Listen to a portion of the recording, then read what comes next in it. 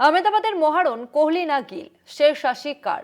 অনন্য নজিরের সামনে দাঁড়িয়ে পাতিদার গুজরাট ব্যাটিং বনাম আরসিবি বোলিংয়ের ব্যাটেল শুরু।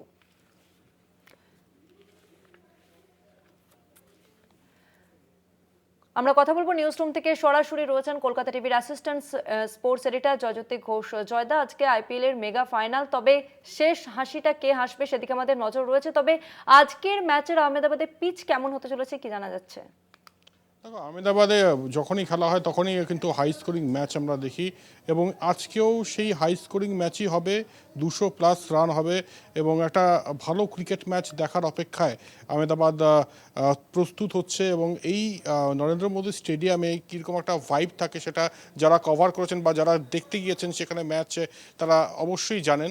আর আজকে যেখানে একদিকে বিরাট কোহলি, অপরদিকে শুভমান গিল, সব মহাতারকারা রয়েছে এবং দুটি যোগ্য টিম আহমেদাবাদের ফাইনালে উঠেছে, তো সেক্ষেত্রে অবশ্যই এই ম্যাচটার দিকে কিন্তু প্রত্যেকে তাকিয়ে রয়েছে। এবং আরসিবির কথা যদি বলি, গতবারও দুর্ধর্ষ পারফরমেন্স ছিল আরসিবির, এবং একই সঙ্গে তারা চ্যাম্পিয়ন হয়েছে। তাই রজত পাতিদারের মানে যিনি ক্যাপ্টেন, তার সামনেও কিন্তু একটা নজিরের সামনে তিনি দাঁড়িয়ে রয়েছে। কারণ এবার যদি তিনি আরও একবার জিতে যান তাহলে পরপর দুবার আইপিএল ট্রফি জেতার নজির গড়বেন ক্যাপ্টেন রজত পাতিদার। যদি ব্যাঙ্গালোরের কথা বলি তাহলে ব্যাঙ্গালোরের ব্যাটিং এবং বোলিং দুটোই কিন্তু যথেষ্ট রকম ব্যালেন্সড। এখনও পর্যন্ত আমরা জানতে পারছি না যে ফিল সল্ট খেলবেন না ভেঙ্কটেশ আইয়ার খেলবেন। ভেঙ্কটেশ আইয়ার খেলেছেন বেশ কিছু ম্যাচ এবং এই উইনিং কম্বিনেশন ভাঙতে চাইছে না আরসিবি। তবে কেউ কেউ আবার বলছেন, সেই আরসিবির মধ্যেই কেউ কেউ বলছেন যে ফিল সল্টকে বসিয়ে রাখাও হয়তো ঠিক হবে না, কারণ গতবারও আমরা দেখেছি যে ফিল সল্ট একটা কার্যকরী ভূমিকা নিয়েছে। আর বোলিংয়ের দিক থেকে যদি বলি তাহলে ভুবনেশ্বর কুমার দুর্ধর্ষ পারফরমেন্স দিয়েছেন। সচিন টেন্ডুলকার একটু আগে সোশ্যাল মিডিয়ায় ভুবনেশ্বর কুমারের প্রশংসা করেছেন, এবং জশ হেজলউড রয়েছে। তো সব মিলিয়ে ব্যালেন্স টিম। আর গুজরাটের আসল ইএসপি হচ্ছে তাদের ওপেনিং জুটি। তুমি দেখো, শুভমান গিল 700-র উপরে রান, সাই সুদর্শন 700-র উপরে রান। তাই এই ওপেনিং স্লট যদি ফ্লপ করে তাহলে কিন্তু গুজরাট ব্যাকফুটে থাকবে। তবে গুজরাটের বোলিংও যথেষ্ট ভালো, কিন্তু বেশি রান দিয়ে দিচ্ছে গুজরাট বোলাররা, এটাও কিন্তু একটা তাদের বিরুদ্ধে অভিযোগ। তবে সব মিলিয়ে এইটুকু বলবো যে আজকের ম্যাচ জমজমাট হতে চলেছে। আর আইপিএল ফাইনালে 1 ইঞ্চি জমিও কিন্তু কেউ ছাড়বে না লড়াই ছাড়া, এটুকু একদম পরিষ্কার। বিরাট কোহলির দিকে স্পেশাল নজর থাকবে, এবং বিরাট কোহলির প্রচুর ফ্যান্স এই আহমেদাবাদে, মানে গুজরাটের আহমেদাবাদে খেলা হলেও আরসিবির ফ্যান বেস কিন্তু সেখানেও রয়েছে বিরাট কোহলির জন্য। এবং বিরাট কোহলি যে ছন্দে ব্যাটিং করছেন, এবারের আইপিএলে 600 রান করে ফেলেছেন, বয়সটাকে সংখ্যা বানিয়ে ফেলেছেন। এবং বিরাট কোহলি যদি ছন্দে থাকে তাহলে কি হতে পারে আমরা প্রত্যেকে জানি।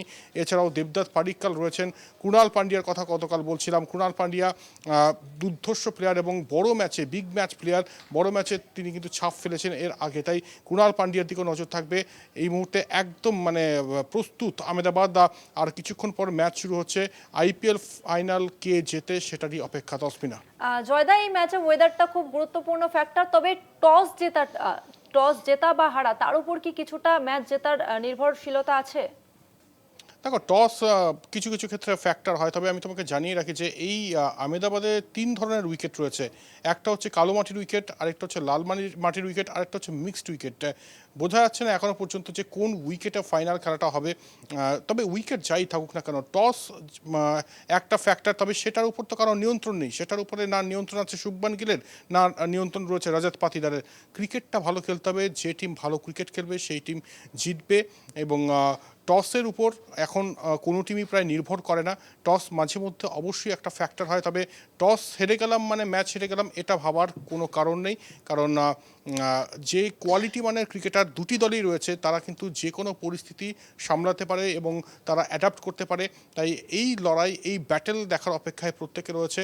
আর ভুলে গেলে চলবে না, এই আইপিএল থেকে কিন্তু পরবর্তীতে ভারতীয় দলের নির্বাচন হয়, এটা আমরা জানি। শুভমান গিল, যিনি টি-20 দলে ব্রাত্য থেকেছেন, টি-20 ওয়ার্ল্ড কাপে ব্যর্থ থেকেছেন, তিনি একটা স্টেটমেন্ট দিয়েছেন তার ব্যাটিং শৌর্যে, এবং তিনি 722 রান করেছেন এবার আইপিএলে। তার সামনেও কিন্তু একটা নজির গড়ার সুযোগ থাকছে। তুমি দেখো বৈভব সূর্যবংশী, যিনি অলরেডি আহমেদাবাদ পৌঁছে গিয়েছেন, তার দল হয়তো ফাইনালে পৌঁছাতে পারেনি, তবে তিনি ফাইনালে থাকছেন, এবং বৈভব সূর্যবংশী এখনও পর্যন্ত সবথেকে বেশি রান করেছেন এই আইপিএলে।